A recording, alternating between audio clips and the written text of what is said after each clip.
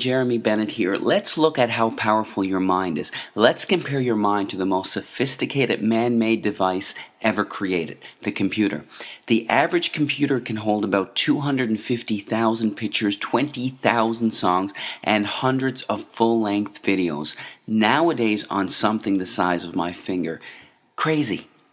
But let's compare it to your mind. Your mind can perform an estimated 10 quadrillion operations per second without you even knowing it.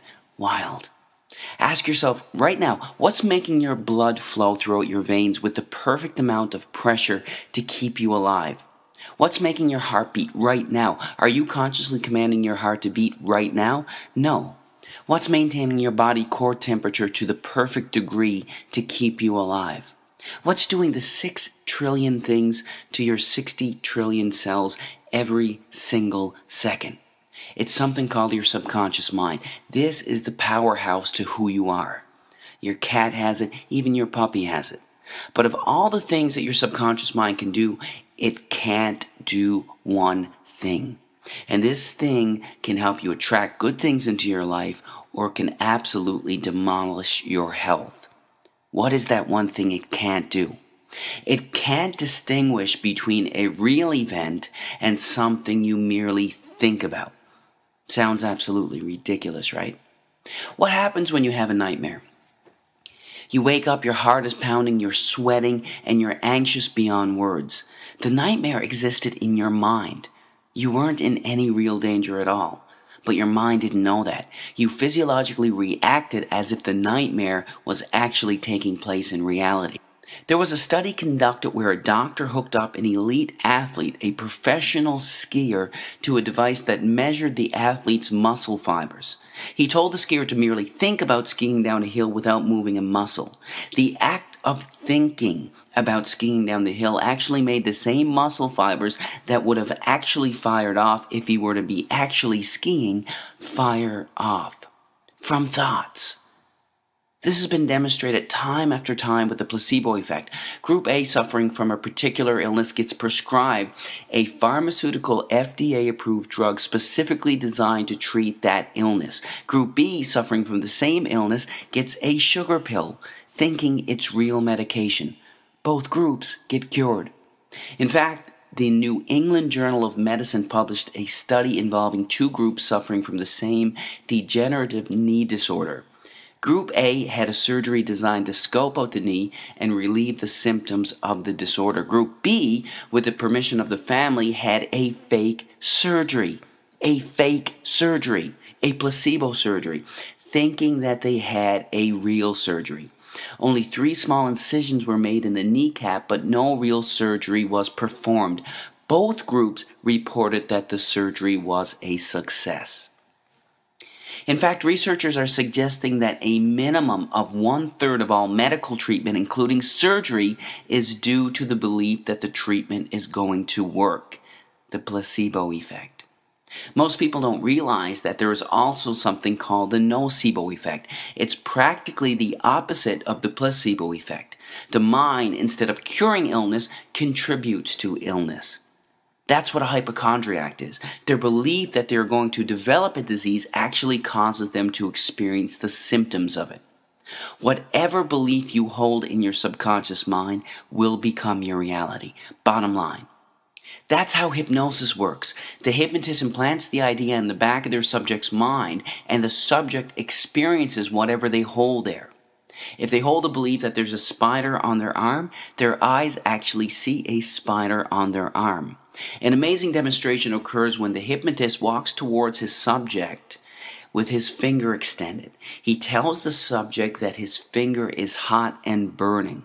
The hypnotist slowly touches the subject on their arm, and a blister actually forms in the exact place that the finger touched. Now, this is crucial to understand in all healing. Free will, as we understand it, is practically an illusion.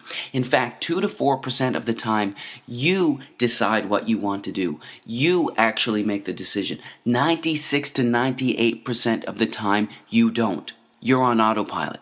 Your subconscious mind controls your decisions 96 to 98% of the time. Don't believe me?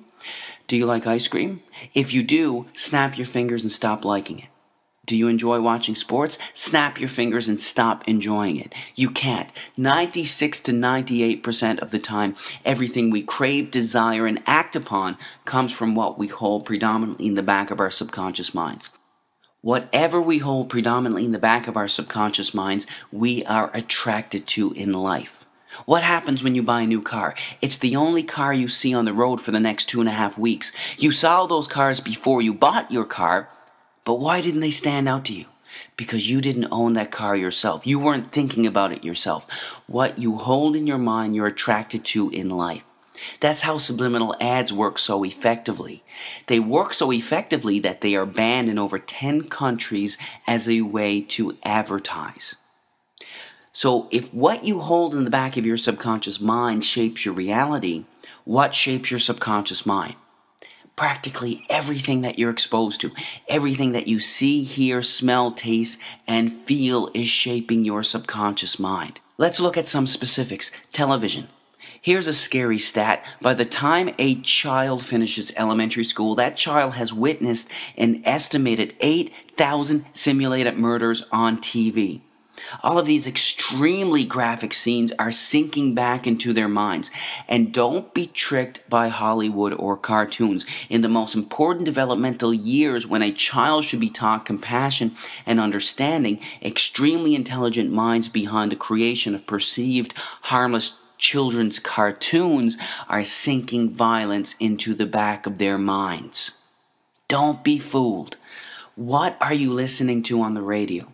Every single word or thought you hold in your mind has a particular vibrational frequency. Negative words or intentions have slower vibrational frequencies, and positive words have higher vibrational frequencies.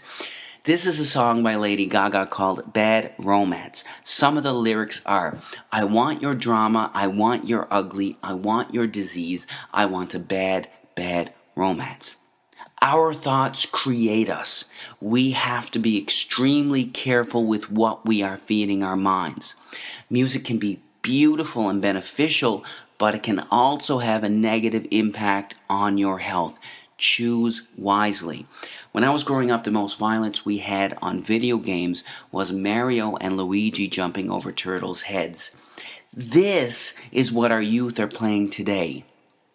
These gruesome, extremely graphic images are sinking into the backs of their subconscious minds, weakening their immune systems and having astronomical, gradual negative effects on their health. Nobody's saying that these games are going to cause them to pick up a gun and go shoot somebody, but these games are affecting their health. There is zero doubt about that. What happens when you gossip? In order for you to gossip, you have to hold a negative memory and negative thought inside of your mind. You not only think about that negative memory, you share it with the other person that you're talking to.